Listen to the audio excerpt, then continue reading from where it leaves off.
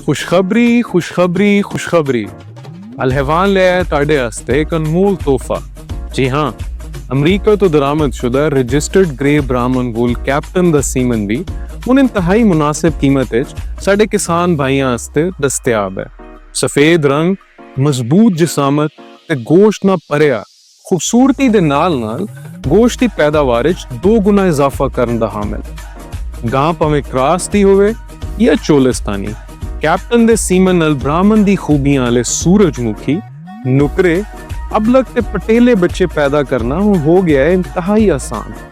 ਅੱਜ ਹੀ ਆਪਣੇ AI technician ਕੋਲੋਂ अल-हैवान दे बुल कैप्टन दा सीमन तलब करो या मजीद मालूमात आस्ते साढ़े WhatsApp नंबर 0332 2724 626 ते मैसेज करो। सीमन दे इंतखाब विच हमेशा अल-हैवान दा इंतखाब करो ताकि तानू मिल सके आला नस्ल दे बुल्स दा म्यारी ते पंजाब गवर्नमेंट तो रजिस्टर्ड शुदा सीमन वो इंतहाई मुनासिब कीमत विच। अल-हैवान किसान दी शान।